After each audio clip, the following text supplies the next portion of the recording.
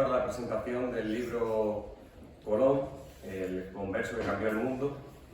Aquí tenemos a Esteban Miracaballos, que es su autor. Antes que nada quisiera decir que en esta presentación tenemos que estar tres personas. Sigfrido, que pertenece a la Universidad de Extremadura, al campo de la historia de América también, está vinculado a lo que es nuestro barco, nuestro ámbito, nuestra pasión también. En su defecto, no es que haya venido yo, íbamos a venir los tres, pero al final he quedado solamente yo. Yo soy Manuel Fuentes, autor del blog Libros y Lanzas, y de Esteban lo único que puedo decir es que él es peor que yo lo miro. Eso no lo niego. Lo que pasa es que soy la antítesis. Yo estoy al 5 en Andalucía siendo extremeño y él tomó justamente el camino contrario.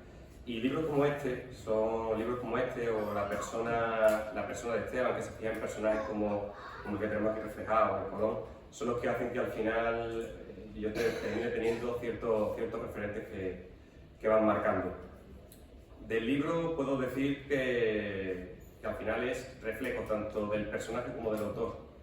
La biografía que hace Esteban acerca de Colón es para mí brutal, es magnífica, no es que le quiera robar la píldora, pero lo cierto es que para mí ha sido una biografía tremenda, tanto por el aporte documental, por la descripción psicológica del personaje, por el contraste de la fuente. Para un historiador como yo, también soy divulgador, pero para un historiador como yo es fundamental que esta historia total, decía que era discípulo de la Escuela de los Anales, y aquí lo que se ve es una historia total, se nota que es una historia total y es necesario también para acercarla al público, y además con muy buen tacto de pluma, escribe muy bien. Yo creo que de todos los libros que te he leído, este es el más ligero de leer y para mí el más llevadero. La descripción que nos hace del Colón que tenemos aquí, más allá del personaje, del gran protohombre al que estamos acostumbrados por lo que es la leyenda, se acerca más al humano, al Colón humano, que nos describen autores como el Padre de las Casas, descripciones que nos dan también otros cronistas de India, como Antonio de Herrera, y creo que ha sabido captar muy bien el alma de un hombre de su tiempo, a caballo entre la Edad Media y la Edad Moderna, de un hombre que al final su única ansia era descubrir, probar, era un arriesgador nato, un empresario nato, un explorador nato. Creo que el tipo de personajes que hacen que gente como Esteban y como yo nos terminemos enamorando de la historia de los navegantes y sobre todo de la historia de América. Le doy paso a él. Muchas gracias por esta presentación de un amigo como Manuel Fuentes, un joven historiador que además está pisando bastante fuerte. Mi agradecimiento a todos los que estéis aquí, por un día muy caluroso que estéis aquí acompañándome en esta presentación, así que mi más sincero agradecimiento. Y por supuesto destacar que me honra con su presencia la presidenta de la Academia de Extremadura, María del Mar Lozano Bartolocci. Así que bueno, y algunos compañeros, algunos historiadores, Rocío Periáñez, doctor en historia, en fin, que muy honrado de que hayáis venido aquí a esta presentación para estar conmigo en este acto. Bueno, pues entraremos en materia. Voy a destacar solamente algunas pinceladas, porque a veces me acelero, porque claro, 30 y tantos años de investigación, sintetizarlas en media horita o en 35 minutos es un poco complicado. El primer problema que tenemos, al que nos enfrentamos cualquier colombinista, es al exceso de fuentes.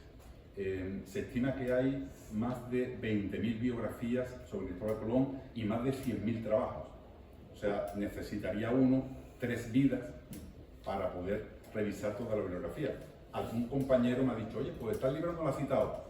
No es que no haya citado tal libro, es que cito 680 trabajos que me he leído en los últimos 30 años, pues no llegan al 1%. O sea, no es que falte uno, falta el 99% de la bibliografía de Cristóbal Colón. Sí es cierto que el gran esfuerzo por mi parte ha sido llegar a encontrar de esa montaña de bibliografía cuáles son los libros esenciales sobre Cristóbal Colón. Es verdad que hay muchos, pero también es verdad que hay para mí 10 obras imprescindibles. Me puedo haber dejado algunas, pero esas son para mí las obras imprescindibles. 2 o 3 obras en cada siglo. En el siglo XVIII, el trabajo de Robertson y el de Juan Bautista Muñoz. En el XIX, Washington Irving, que para mí es un libro que ha marcado la forma que tenemos de ver a ese personaje. Henry Harris, la biografía más completa del siglo XIX, y ya en el XX, bueno, Madariaga, Salvador de Madariaga, que sin ser un investigador, porque no es un trabajo de fondo de investigación, pero es un erudito que ha marcado mucho la forma en que vemos al personaje en la actualidad, ¿no? Por tanto, el libro de Madariaga es muy importante, y en inglés el de Morrison, y para mí el referente de mi libro, el que he utilizado como modelo para hacer el mío, el de Antonio Ballesteros Beretta. Esa ha sido para mí es la gran biografía de Colón. Lo que pasa que él lo escribe en 1945 y se plantea preguntas y cuestiones de una persona de la época de la Segunda Guerra Mundial. Yo me planteo ahora pues, cuestiones, digamos, diferentes. La historia está en continua evolución y no es lo mismo un historiador del siglo XX como del XIX o como del siglo XXI, porque se plantea cuestiones diferentes sobre el mismo personaje. Por tanto, ya digo, he tratado de dar respuesta a las preguntas de un investigador del siglo XXI y de un posible lector de nuestro siglo. Bueno, y por tanto, ya digo, yo creo que hay varias obras de fondo en cada siglo. Creo, o al menos espero, que esta sea la primera biografía de fondo del siglo XXI. Ha habido muchas obras divulgativas, lo que llevamos de siglo, muchos congresos, muchas jornadas, ha habido también muchas colecciones documentales, pero biografías de fondo, yo creo que esta es la primera del siglo XXI. Evidentemente habrá más, ¿no? Pero pasa por ser esa primera biografía en la cual he tenido a mi disposición muchas cosas más. Bueno, en primer lugar, bueno, iba a hablar de la incorporación al libro de la documentación. Algunos dirán, pero ¿siguen saliendo documentos de Colón? Pues en los últimos 50 años ha salido muchísima documentación nueva de Cristóbal Colón. En 1989, Antonio Rumo de Armas publicó el libro Copiador. En 2004 se publicó, en 1994 se publicó la gran colección documental de descubrimiento, 3 volúmenes de Juan Pérez de Tudela. En 2016, anunciada Colón de Carvajal, la herencia de Cristo. O sea, ha salido muchísimas obras. Sin ir más lejos, el año pasado, apareció en el Archivo de la Nobleza la primera carta anunciadora, la que manda Juan II de Portugal el 4 de marzo de 1493 a Fernando el Católico. Le manda una carta diciendo que ha llegado Colón y vienen unos territorios que yo creo que son las Indias, que son nuestros, que es Asia, que son territorios de Portugal. De forma que cuando Colón manda la primera carta anunciadora a los reyes católicos, ya ellos lo saben. ¿Por qué? Porque Juan II les ha dicho que había llegado Colón ya. O sea, ya ellos estaban informados de la llegada de Colón, ¿no? Por tanto, documentación ha salido muchísima. Y también, aparte de esa documentación, ha habido aporte genético. Sería muy largo, no os quiero cansar con todo eso, pero como sabéis, el año pasado, el 12 de octubre, se dio a conocer el documental del ADN de Colón, del doctor José Antonio Lorente, experto en genética. Bueno, pues ha aportado datos objetivos que yo he incorporado al libro. Evidentemente no puedo cuestionar los datos objetivos de un genetista de prestigio.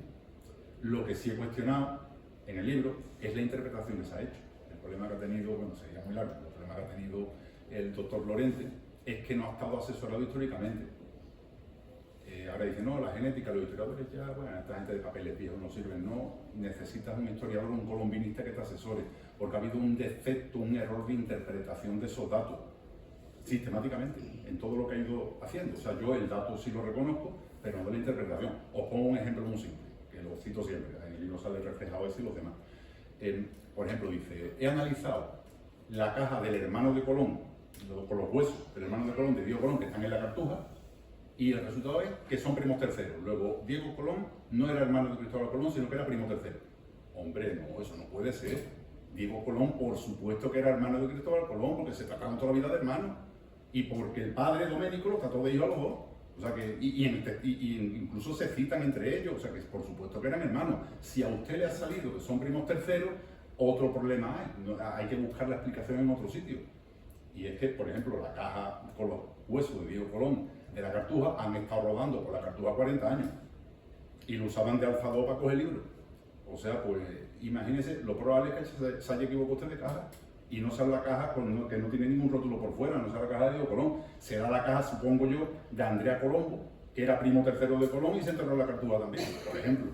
Es una explicación plausible, ¿no? Pero no puede llegar a la conclusión porque los huesos no se corresponden con hermanos que no eran hermanos ya, Diego Colón y Cristóbal Colón. Bueno, pues como eso, las demás cosas. Bueno, pues todo eso, los aportes que le han recogido en el libro, pero tratando de contextualizarlo en la medida de lo posible. Bueno,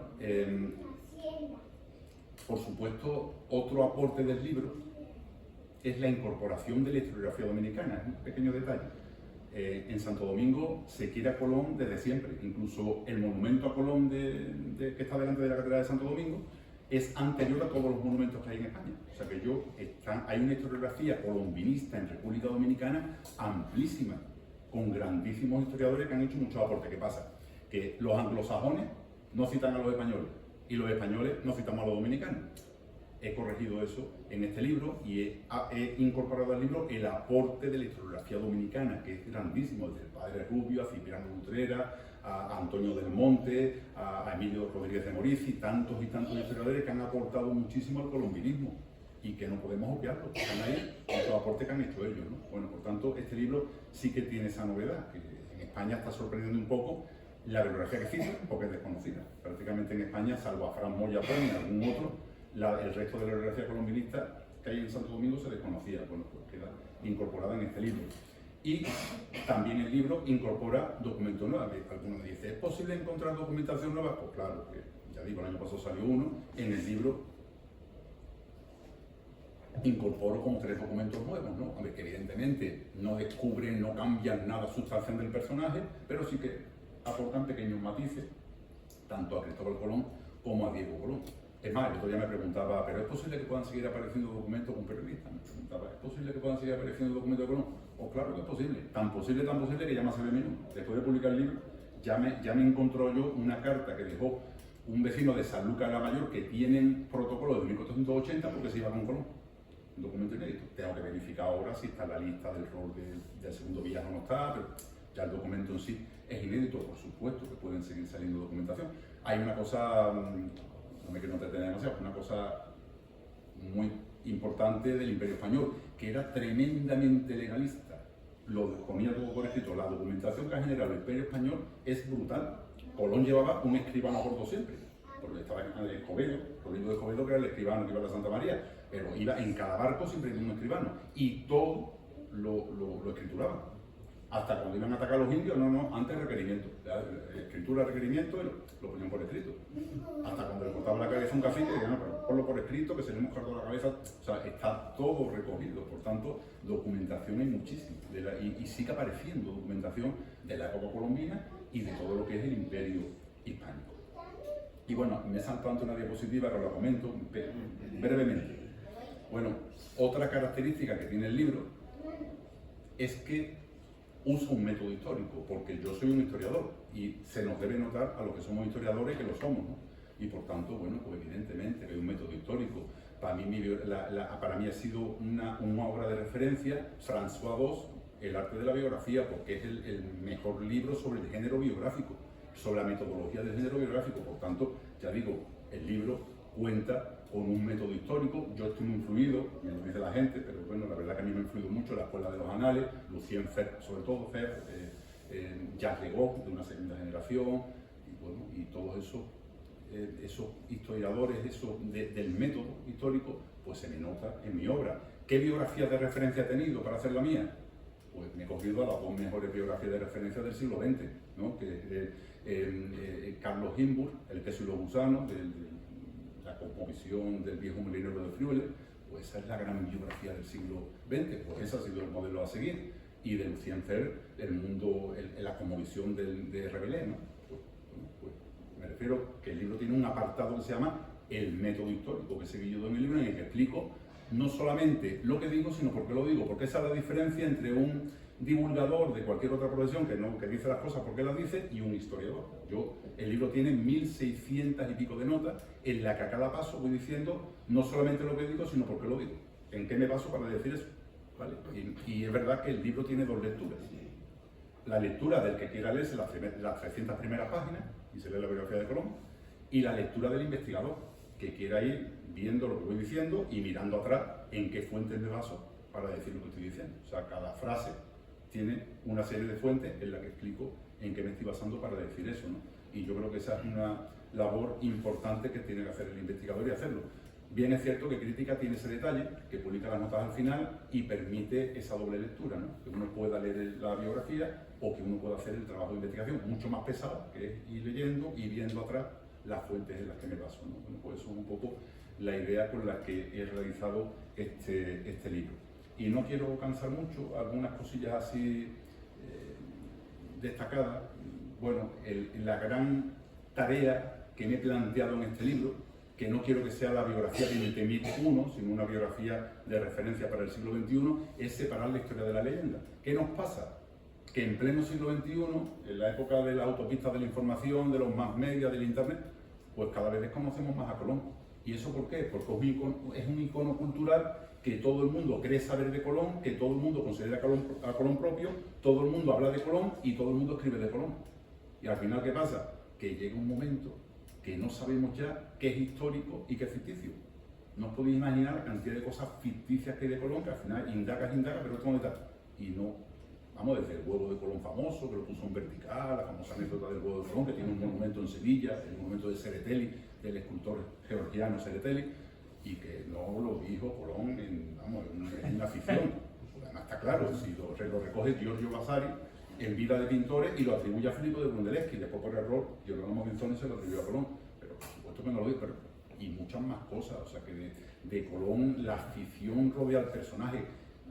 Yo diría, si tuviera que resumir en una frase, que es mi libro, es un intento de encontrar al Colón histórico, que evidentemente no da grandes titulares, porque al final es el Colón clásico. Despojar a Colón de toda la ideología y llegar al Colón histórico. Por supuesto, entre esa bibliografía literaria hay cosas súper entretenidas, ¿eh? O sea que yo recomendaría. A mí, por ejemplo, ese Operación Nuevo Mundo de Simon Wiesenthal, ese libro me encantó a mí desde siempre, me lo he leído 20 veces, un libro precioso, que presenta a Colón como la encarnación de Moisés, que salió el 13 de agosto, después de la expulsión de los judíos de España, que acababa el plazo el 2 de agosto, para llevar a los judíos a la tierra prometida. O sea, precioso el libro, pero evidentemente hay que tener en cuenta que es historia y que es ficción. Todo eso forma parte de la ficción. Ya ni que deciros cuento de los nacionalismos y tal y cual, de la ideología nacional. Sería largo, ¿no? Pero ha dicho Erich Hobsbawm que el gran reto que tenemos los historiadores actuales es escribir al margen de las ideologías y de los mitos nacionales. Y efectivamente, ese es el gran reto que hemos tenido, ¿no? Bueno, no sé si insistí un poco en todo esto, pero ya sabéis que el documental del 12 de octubre volvió a enrevesar todavía más la cosa, porque dijo el doctor Lorente, los restos de Colón tienen el gen judío del Mediterráneo occidental. ¿Vale? Hasta ahí bien, pero eso no significa absolutamente nada. El gen judío del Mediterráneo occidental lo puedo tener yo, lo pueden tener cualquiera de vosotros, no significa absolutamente nada. Deducciones. Dado que en Génova habían expulsado a los judíos, pues será de donde había judíos. ¿Dónde había muchos? De Valencia. Ya está. Por un valenciano, y ahora me dice la gente, pero tú, si se ha demostrado que era de Valencia. Que no. En Génova, igual que en España, hubo una expulsión de judíos, pero al que se convirtió se quedó. Y Colón pertenecía a una familia, por parte materna, Susana Fontana Rosa, de larga tradición judío-conversa en Génova. Por supuesto que quedaban conversos en Génova, judíos no había, pero conversos sí. Y por supuesto, ¿de dónde era Colón? Pues me dice la gente, ¿tú crees que era genovés? No, yo no creo que fuera genovés, yo sé que era genovés, no hay ninguna duda. Si él dice que es genovés, los hijos dicen que es genovés, todo el que lo conoció, todo dice que es genovés, se comporta como un genovés, viste como un genovés y hace todo como un genovés, pues probable que sea genovés, ¿no? Bueno, pues hay cientos de pruebas objetivas. Sería largo en el libro, yo creo que el que se lea el libro y todavía le queden dudas, es que las pruebas objetivas sobre el origen genovés es que son reiteradas. Hay un libro precisamente de un historiador dominicano, Marino Inchausti, que ya ha fallecido, que dice que cita 92 personas con nombres y apellidos que conocieron a Colón y dijeron que era genovés. 92 personas. Había genoveses, había venecianos, había algún francés, portugueses, españoles muchísimos. Dicen que es genovés. Y os cito un par de detalles, por no citar las 100 pruebas, que sería muy largo y no aburriros demasiado, que solamente con esas dos diría uno, mira, que es genovés. Primero, en Santo Domingo, los colonos se quejaban de la tiranía de Genovés y le mandaron un memorial al Fernando el Católico, que está por ahí el memorial, diciendo, ojo con este, que cualquier día se alza con la isla y se la entrega a sus paisanos genoveses. o los colonos de Santo Domingo no tenían muchos motivos para mentir. Aquí van a mentir. Bueno, pues esa es una de las pruebas, por citaros algunas. Os digo ahora otra. A mí esta, bueno, la cito siempre, lo he dicho en todas las presentaciones porque para mí es clave. Fijaos qué detalle. En 1470, Cristóforo Colombo con su padre Domenico Colombo van al notario en Génova. 1470 van al notario y contraen una deuda con Girolamo del Porto. Bien, 1470. Pues el 19 de mayo de 1506, un día antes de morir Colón, hace el codicilo, firma una escritura de testamento, el codicilo, y reconoce y dice que se pague lo que se queda debiendo todavía a Girolamo del Porto. Bueno, pues está claro que el Cristóbal Colón de 1506 es el mismo que el Cristóforo Colombo que había contraído la deuda en Génova con su padre en 1470. Otra prueba más. Refiero que hay muchísimas pruebas objetivas, todo lo demás es circunstancial. No es que le puso un topónimo gallego a... Bueno, es que el apellido Colón existía en Galicia, o los catalanes, no, que Cristóbal Colón con N, en realidad son pruebas circunstanciales, debidas más bien al nacionalismo. Hay también un Colón extremeño, que se defendió bastante ahínco a finales del siglo XIX, principios del siglo XX, de Vicente Paredes, de un erudito, ¿no?, que decía que era hijo del converso Pablo de Santa María, natural de Plasencia, se lo hace de Plasencia. Y el padre, un cura, Adrián Sánchez Serrano, dice que era de Oliva de la Frontera. Y fue a medio de comunicación toda su vida defendiendo que era de Oliva, y para ello finalmente presentó la prueba, que era una estela con el escudo de los Veraguas, que después lo investigaron y ni siquiera de los Veraguas. O sea, vamos, hubiera sido de los Veraguas, no, pero ni siquiera era de la familia Veragua. Bueno, en fin, que todo esto se debe a ideología, que la han querido hacer corso, la han querido hacer francés, la han querido hacer portugués, la han querido hacer hasta griego, el corsario Visipá, quien dice que en realidad era el corsario Visipá griego, y de España, pues el gallego, Celso, de Celso García de la Riega, que demostraron ya Manuel Ballesteros que había falsificado los documentos, y aún así todavía hay personas en el siglo XXI que siguen defendiendo la tesis gallega, como Enrique Carracelas o José María Mogre. Y la catalana, que estaba prácticamente muerta. Estaba Luis Ulloa, que era un hispano-peruano, que a mediados del siglo XX lo defendió, pero estaba prácticamente muerta. Y ahora Unión Cultural, de la mano de Jordi Bilbeni y de Francesc Albardaner, han resucitado la tesis catalana. Dicen ellos que era natural de Tarrasa. Lo sorprendente, yo entiendo que cada nación crea sus mitos. España creó sus mitos, la nación española, cada uno crea sus mitos. Y entiendo que la nación catalana quiere crear sus mitos. Lo que no entiendo, que no creen sus propios mitos y tenga que quitarle los mitos a España, ¿no? Cristóbal Colón, Santa Teresa de Jesús y Hernán Cortés, ¿no?, que los quieren hacer catalanes según el Instituto de Historia, de Nueva Historia de Cataluña, ¿no?, patrocinado por Unión Cultural. Bueno, no merece la pena insistir mucho más en todo eso. Bueno, un detallito más, alguna idea así sobre Colón. Otra cosa que se ha dicho a raíz del documental, ¿no?, que era un judío. Vamos a ver. Colón era católico practicante y devotísimo, dice el padre de las Casas. A la vista de todos era católico practicante. No podía ser otra cosa, ni se podía presentar a la corte de los reyes católicos diciendo otra cosa. Él era siempre católico practicante y muy devoto. Primera idea. Segunda idea, escondía unas ideas de larga raigambre judeoconversa. Y vosotros diréis, ¿y tú cómo lo sabes? Bueno, pues Colón le pasaba como a mí, que le gustaba leer los libros, subrayarlos y anotarlos. Dejó 2.500 apostillas, 2.500 anotaciones en los libros que leyó. Fundamentalmente el Imago Mundi, que está en la Biblioteca Colombina de Sevilla, de Pierre Dailly, que dejó 850 anotaciones, y el Rerum Ubique Gestarum de Eniasimo Piccolomini, que dejó otras 500 anotaciones, y otras más en otros libros, ¿no? Él anotaba. Tenemos muchas anotaciones que hizo Colón en los márgenes de los libros, y tenemos un libro que escribió en colaboración con Fray Gaspar Borricio, que se llama El Libro de las Profecías, y desvela un hondo pensamiento judeoconverso. Por tanto, tiene ideas, por ejemplo, está obsesionado con reconstruir el Templo de Jerusalén, está obsesionado con recuperar los lugares santos. Se ofrece a Fernando Católico a darle 5.000 jinetes y 50.000 soldados para recuperarlo. Está obsesionado con encontrarse al otro lado del océano con las 12 tribus perdidas de Israel.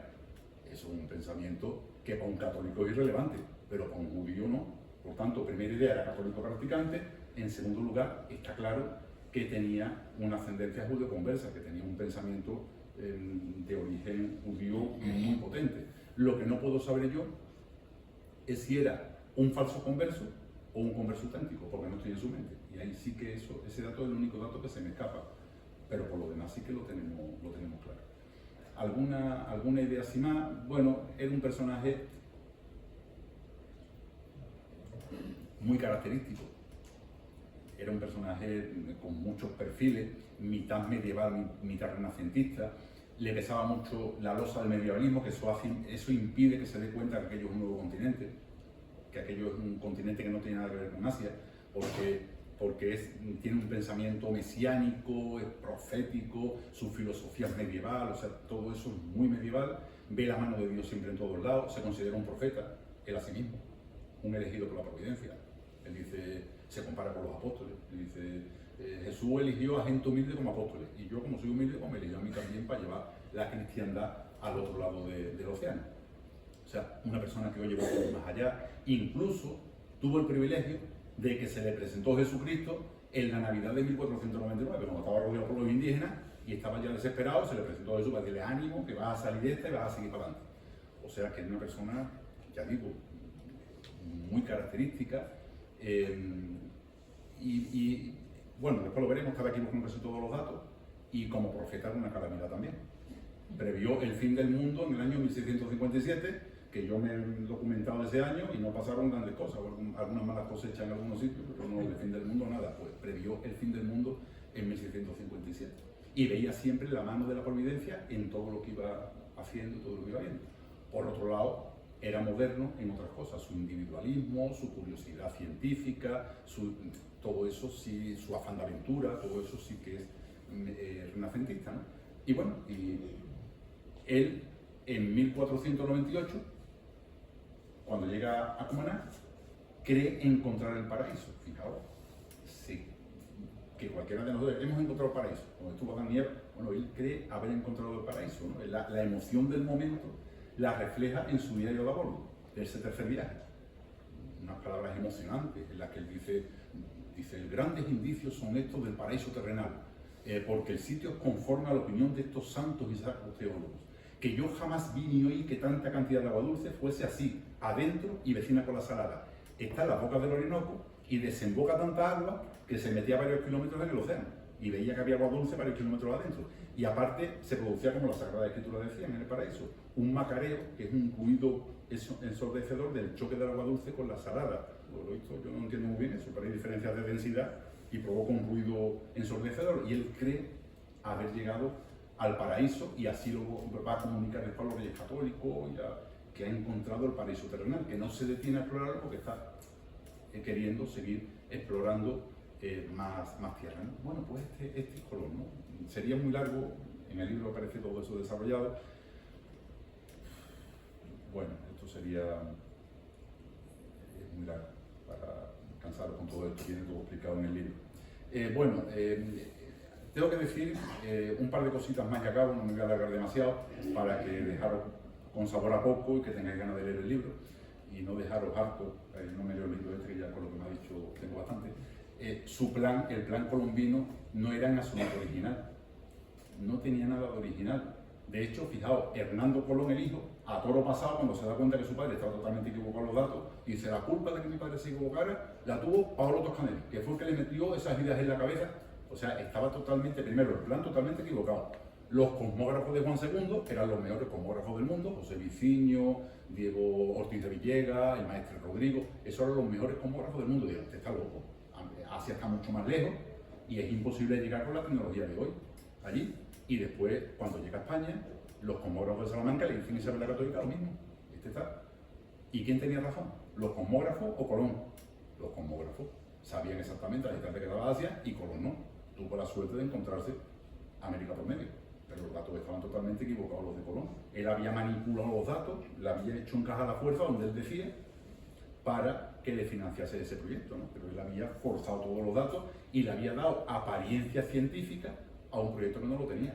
Era una chapuza, no era un proyecto científico, era una chapuza lo que había montado Cristóbal Colón. Lo que pasa es que ahí sí tuvo la suerte de encontrarse con América por medio, si no obviamente se pierde, como decía los cosmógrafos. Por tanto, ahí no fue original. Y diréis, bueno, ¿y si era tan chapucero y qué aportó Colón? Bueno, pues dos cosas. Primero, lo que entonces se llamaba engolfarse, meterse en el océano. Porque ellos iban a África, iban a Irlanda, pero intentaban no perder de vista la costa. Pero Colón se engolfó. Después rumbo a América, que lo pasaron muy mal en el primer viaje, fue una travesía muy tranquila, pero la gente protestaba porque tenían miedo, estaban muertos de miedo, no iban a aparecer a tierra y están a punto de tirarlo por la borda. Sería largo detallar eso. Entonces, ¿qué mérito tuvo Colón? Primero, engolfarse. ¿Qué más mérito tuvo? Encontrar la ruta de ida y la ruta de vuelta. La ida la habían hecho mucho, la de vuelta, la ida y la de vuelta, con una cuestión importante, que esa ruta va a estar vigente 3 siglos, hasta que llegan los vapores. Porque tú, América, no puedes ir por donde quieras. Cuando tienes un velero, hay las rutas de ida y las rutas de vuelta. Pues él crea una ruta de ida y una ruta de vuelta que se va a mantener en activo durante 3 siglos. Pues es realmente el mérito de Colón, llegar y regresar para contar. Ese es el gran mérito de Cristóbal Colón. Bueno, no tengo demasiado, para no cansaros demasiado, ir acabando. Un par de cosas así. Como he dicho, soy historiador y los historiadores estamos para contar la verdad histórica, ¿no? Por tanto, en el libro no se omiten los asuntos controvertidos, que los hubo. Lo que pasa es que como historiador también los contextualizo en su época, ¿no? Colón era una persona de carne y hueso y tuvo luces y tuvo sombras. A veces me preguntó el otro día un periodista, ¿pero era esclavista? Sí, Colón era esclavista, pero no vaya a poner eso en el titular. Colón era esclavista, obviamente, pero eso no es extraordinario, es lo singular. Era lo común. Era esclavista como el 99% de las personas que podían serlo. Cuando ve que no hay oro, dice que no hay oro suficiente, dice vamos a buscar esclavos para rentabilizar esto, no vaya a ser que los reyes abandonen la empresa. Y entonces plantea llevar a España 4.000 esclavos indígenas. Eso era lo normal. Lo que no era normal, le digo a periodistas, pues esto lo pones también, lo que no era normal es que en 1500, 8 años después, y 3 después de plantearle el plan Colón, le diga a la reina que eso no se puede hacer. ¿Qué poder tiene mío el almirante para dar a nadie mi vasallo? Y prohibir la esclavitud en 1500. O sea, lo singular era que Colón tratase de esclavizarlo, como se había dicho siempre. Lo singular era la actitud de la reina católica, que dijo, no, esto, aquí en mis vasallos no se esclavizan. Y prohibió la esclavitud. Por tanto, bueno, ahí está el plan esclavista de Colón. Eso no significa que yo no admire a Colón, pues una persona de su tiempo que hizo lo que se hacía en aquella época. Y por supuesto, como historiador no oculto que hubo dramas y hubo cadáveres en el camino. Siempre que hay un cataclismo, esto fue un cambio brutal en la dinámica histórica, que empezó la globalización, de un mundo encerrado a un mundo, un comerciante que en 1450 apenas iba de Zafra Medina del Campo, en 1550 lo mismo iba a Nombre de Dios, que iba a México, a Ciudad de México, que iba a Manila. El mundo cambió radicalmente, pues siempre que hay un cambio de rumbo en el mundo de esa magnitud, pues hay víctimas que se quedan en el camino. Los taínos antillanos desaparecieron en 50 años. No lo oculto en el libro porque soy historiador y no puedo ocultar eso, ¿no? Pues eso pasó. Y además yo este tema lo conozco bien porque mi tesis de doctorado la hice sobre los taínos antillanos. Precisamente lo hice sobre eso. Así que, ¿y qué pasó? Bueno, pues que llegó un cataclismo de dimensiones bíblicas. Yo siempre niego el genocidio, porque el genocidio no depende de la cantidad, sino de la intención. Y evidentemente no había intención. A nadie le interesaba matar indígenas, porque eran trabajadores, ¿no? Y no querían trabajar ellos, ¿no? Porque esto lo niego. Pero en el caso de la Antilla se produjo una hecatombe, no se puede ocultar. ¿Por qué? Llegaron enfermedades una detrás de otra, la influenza suina en 1493, después llegó la gripe, el sarampión, la viruela en 1519, el tifus antemático, que fue diezmándolo sistemáticamente. ¿Y todos fueron enfermedades? No, no todos fueron enfermedades. Llegan los españoles y le dicen, oye, vosotros que vais desnudos, no se puede ir a vestir en hábito castellano. Y tienen que vestirse, ¿no? El problema está que no tienen dinero para comprarse ropa y en breve van en árabe. Los taínos eran más o menos agricultores, pero los macorís y los ciboneyes eran recolectores. Y recolectar, varias horas recolectando y después volcando todo el día. No. Tú vas a trabajar 12 horas diarias y vas a pagar un tributo, trabajo sistemático, cuando estaban acostumbrados. Totémico, adorando a piedra, vosotros vais a ser católicos. Por lo cual al final acabaron con su cosmovisión, que es causa directa de la desaparición de la civilización. Bueno, pues no podemos ocultar eso, ¿no? Lo que pasa es que la historia es la que es, no la que quisiéramos que fuera, ¿no? Y y las cosas pasaron como tenían que pasar en aquella época, ¿no? Y, por tanto, ya digo, que no oculte eso no significa que no admire a Cristóbal Colón, ¿no? Pues pasaron las cosas que pasaron y ya está. Pero lo que quiero decir es que todo eso también está recogido en el libro porque soy historiador.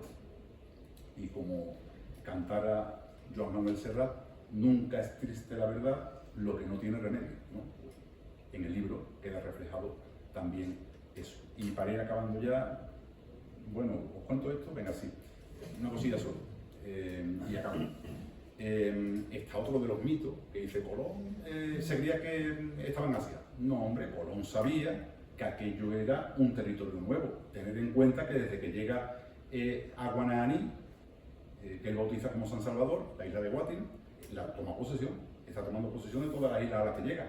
Él sabe que eso no son territorios asiáticos, no son territorios del Gran Khan. Bueno era el Gran Khan para que llegara Colón allí tomando su territorio. O sea, él está tomando territorio al principio. Cuando llega en el tercer viaje a Cumaná, él habla textualmente, lo pone él, que esto es un mundo nuevo. ¿Por qué? Porque es un territorio inmenso que se encuentra allí y él sabe que eso es un mundo nuevo. Por tanto, ¿cree que ha llegado un mundo nuevo? Sí. Lo que cree es que ese mundo nuevo está pegado a Asia. Eso sí, esa es la diferencia. Y de hecho en el cuarto viaje recorre toda la costa atlántica de Centroamérica para ver si la tierra de acá, la tierra nueva, el mundo nuevo que ha encontrado, está pegado a la tierra de allá o no. Y como no encuentra el estrecho, se supone que muere creyendo que había llegado a un mundo nuevo que estaba unido a Asia. ¿Y quién se dio cuenta que aquello no era Asia? Américo Vespucio, por una sencilla razón.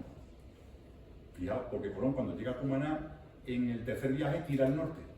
Pero Américo llega a Cabo Branco y baja hasta el puerto de San Julián, casi en Argentina, vamos, al sur de Argentina, y cambia de hemisferio.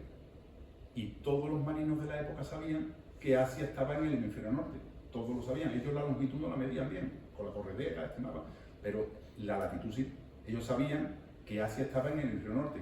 Américo cambió de hemisferio y se dio cuenta que aquello no podía ser Asia, porque había un territorio inmenso y estaba en el hemisferio sur. Y él, en su diario de a bordo de Américo, es precioso el momento en el cual se da cuenta que aquello no puede ser Asia. Que yo me lo sé en italiano, lo digo brevemente. Dice que habíamos perdido la Osa Menor y la mayor estaba muy baja y casi se mostraba al fin del horizonte. En ese momento justo se está dando cuenta que aquello no puede ser Asia. Y cuando regresa a España, 1502, sabe, no cree, sabe que aquello es un continente nuevo que no tiene nada que ver con Asia. Y bueno, Colón, ¿por qué no lo supo? Porque no fue al sur, fue al norte. Si llegué al sur también se da cuenta. Y después tenía la idea suya, yo creo que tenía muchos síntomas, tenía la idea suya de que le había prometido a los reyes encontrar la ruta a Asia, que la providencia le había elegido para restablecer toda esa ruta con Oriente, y él nunca lo iba a reconocer públicamente. ¿Llegó a intuirlo? Yo creo que sí, que intuyó porque había síntomas más que evidentes. Pero es más, fijaos, al final de su vida, uno de los pocos que entra en su alcoba con él es Américo Vespucio.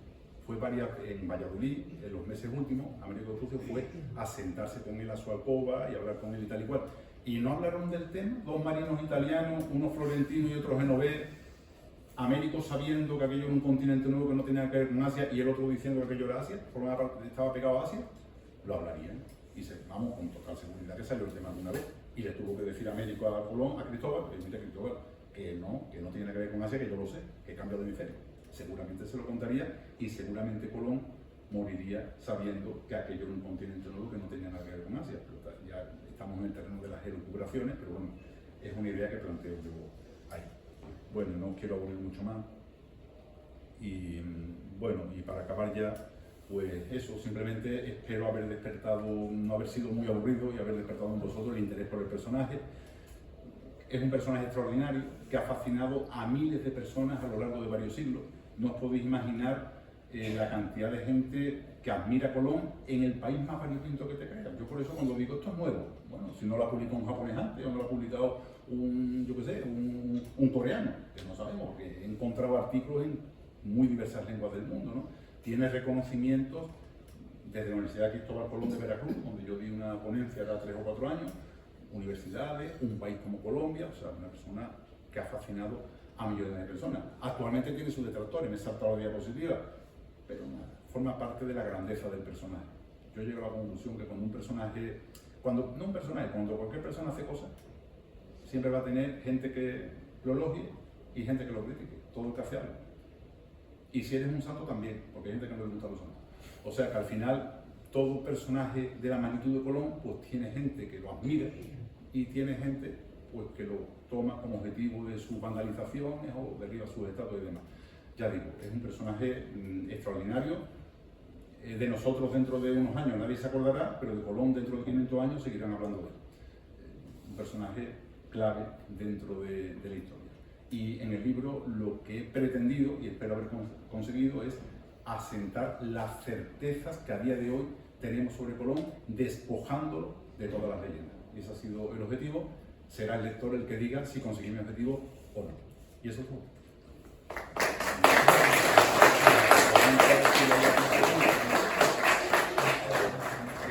Abrimos turno de preguntas. A mí me gustaría comenzar con una que ya viste en la entrevista que tuve contigo en mi página web. Y va también acerca de esta desmitificación, porque a mí una cosa que me ha gustado mucho del libro es la desmitificación constante, que tú ya me comentabas que, claro, quizás no se ha ido desmitificando la figura de Colón, o se la ha ido librando de ciertos aportes nacionalistas que ha ido habiendo, pero porque, claro, se estaba ya por sentado y no merecía la pena meterse en esos engorros. Bueno, aparte del tema nacionalista que tú desmitificas aquí perfectamente, aparte de la leyenda que rodea a este prohombre que lo ve como un hombre del Renacimiento. Tú hablas de un hombre muy mundano, un hombre que al final estaba hecho a sí mismo, echado al mar, como tú bien comentas. Pero hay algo que yo creo que ha rondado por lo menos en la cabeza de casi todo el mundo, y es el abandono que hacen de él los reyes católicos al final de su vida. Que, hombre, tú y yo sabemos la realidad, pero parece que en el imaginario colectivo parece que la fortuna de Colón es un cohete, despega rápido, revienta y no se vuelve a saber de él, lo abandona.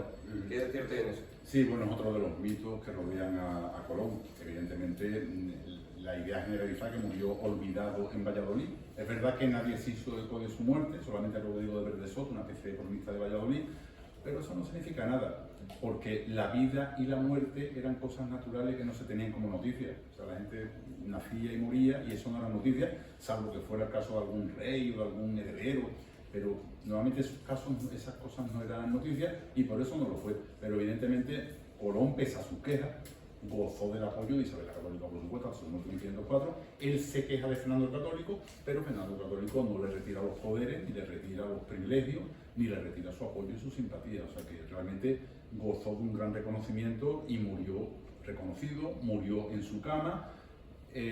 Pobre, bueno, era ya razonablemente rico, lo que pasa es que había dificultades para llegar el dinero hasta España en la relación, pero se estima que en 1504 y 1505 llegaron unos 8.000 pesos de oro anuales, ¿no? O sea que le daba para mantener una pequeña corte de paniaguados que él tenía en torno a él. Y prueba de que cumplió su objetivo de ennoblecimiento y de enriquecimiento es que 20 generaciones después está el duque de Veragua, don Cristóbal Colón, que yo lo conozco personalmente, don Cristóbal Colón de Carvajal y Gorosabel, que es una persona de la nobleza española y bastante acaudalada, ¿no? O sea que evidentemente Colón murió, bueno, pues ennoblecido como almirante de las Indias y virrey, y murió razonablemente rico, ¿no? Faltaba por llegar el grueso del dinero, porque hasta que no llega Nicolás Obando en 1503, 1504 no se empiezan a sistematizar las minas, no empieza a llegarle regularmente el oro a la familia Colón, pero evidentemente, ya digo, es un mito eso de que murió pobre y olvidado. Se cita siempre una carta que le escribió en Jamaica. En 1503 en Jamaica escribe una carta que dice que no tenía una teja y que no le daba ni para pagar a escote, pero lo escribió un náufrago, está en Jamaica, al borde, enfermísimo, al borde de morir, y ahí en medio de la zozobra escribe eso, pero no se corresponde con la realidad suya cuando está en Valladolid en 1506. Y tener en cuenta una cosa, muy pocos marinos y muy pocos conquistadores murieron en la cama rodeados de los suyos, ¿no? De sus hijos, de su hermano Diego, de los frailes, y con la posibilidad de recibir la remoción y de decir, como no podía hacer otra cosa, porque estaba como era así, la misma frase que Jesucristo antes de morir: en tus manos, Dios mío, encomiendo mi espíritu. La misma frase de Jesús antes de algo que, conociendo a Colón, no podía ser de otra forma. Bueno, por tanto, ya digo, se trata de un mito. ¿Alguna pregunta?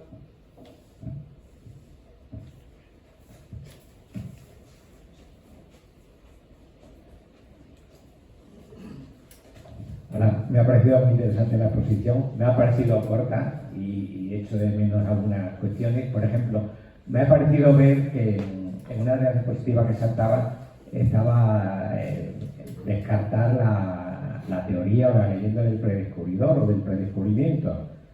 Esa teoría o esa leyenda que dice... Bueno, esa teoría, esa leyenda que dice que Colón conoció a un marinero andaluz que llegaría a América y que al regreso se lo contaría a él y moría en sus brazos, y eso le dio a él certeza para llegar a esas tierras. Me ha parecido ver que una de las Sí. me encantaba. No sé si lo puede explicar todo. Sí, vale. Bueno, en primer lugar, me encanta que penséis que os ha sabido a poco la exposición, porque de eso se trata. Yo como profesor de secundaria, aquí hay otra profesora también de secundaria, tenemos que ser breves y cortos porque si no desconectan los alumnos y lo has perdido. Bueno, pues efectivamente prefiero que sepa poco y que después animéis con el libro. Has abierto una espita muy extensa porque yo dedico muchas páginas a eso e intentaré resumirlo. Yo durante muchos años, incluso en mi blog, tengo que borrarlo, habrá algún post en defensa del predescubridor, yo he defendido la tesis de predescubrimiento durante muchos años. Y entre otras cosas porque he tenido grandes maestros de la Universidad de Sevilla que lo han defendido. El gran defensor del predescubrimiento fue Juan Manzano, que fue rector de la Universidad de Sevilla y fue uno de los grandes maestros, que tiene un tomo, Colón y su secreto, de 800 y pico de páginas que yo tengo en casa y que me he leído muchas veces, ¿no? Y otros grandes expertos americanistas como Juan Pérez de Tudela, que no es cualquiera, Mirabli Ginalti, también defiende la tesis de protonauta. O sea, tiene una larga tradición la tesis de protonauta,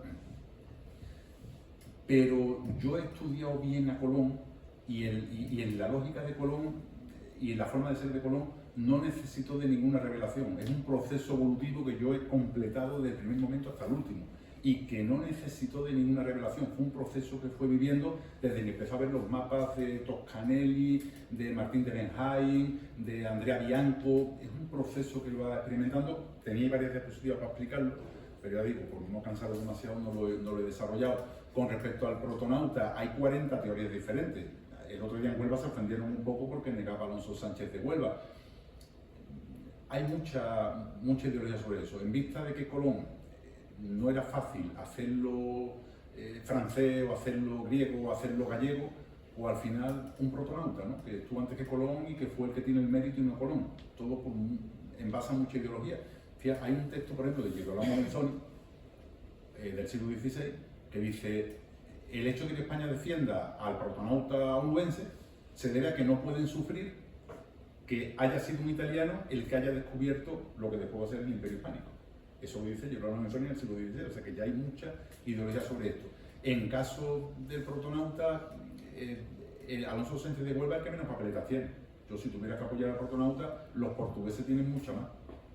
Pedro Vázquez de la Frontera, Joao Estreito, Fernando Bulmo, hay muchísimos, cualquiera de esos tiene muchas más papeletas que Alonso Sánchez de Huelva, que esos temas de Garcilaso, bastante tardío, incluso ya puesto, si vamos a defender al protonauta, hay una tesis muy inclusiva que se adelantó a su tiempo, de Juan Pérez de Tudela en Mirabli Ginalti, que dice que fue varias predescubridoras, oye, que ha adelantado su tiempo, ¿no? Y que inclusivo el tema, que fueran mujeres, ¿no? No porque un predescubridor, no, predescubridoras.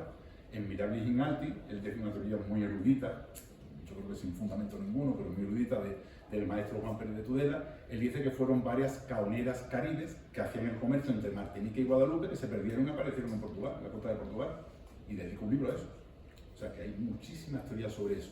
Ya digo, sería largo, en el libro lo explico. En la introducción también digo que yo no pretendo pontificar, yo llego a mi conclusión después de 35 años de estudio. Cualquier lector se puede leer lo que yo digo y se lo puede creer o no se lo puede creer. O sea, hay grandes americanistas, grandes colombinistas en la actualidad que siguen defendiendo la teoría del protonauta. Yo la he defendido durante años y he decidido al final, después de tantos años y de ver la evolución mental de Colón, pensar que es un mito. Y que incluso el mito pudo ser el propio Colón el que lo lanzara. Cuando no tenía apoyo ninguno, que nadie se quería meter con él en el barco, puede ser que él mismo dijera, no, se habla con un protonauta, con un predescubridor y sé que hay tierras allí, venir puede ser que él mismo lanzara el mito, pero no creo que Colón yo no lo veo un falsante, lo veo cualquier cosa menos un falsante, que tuviera una revelación de ese tipo. Yo creo que fue un proceso en su evolución mental que lo he tratado de describir minuciosamente en el libro. Bueno, si hay alguna pregunta más, y si no, vamos a tomar una cervecita. Bueno, pues nada. Si alguno quiere que le firme el libro, es la oportunidad.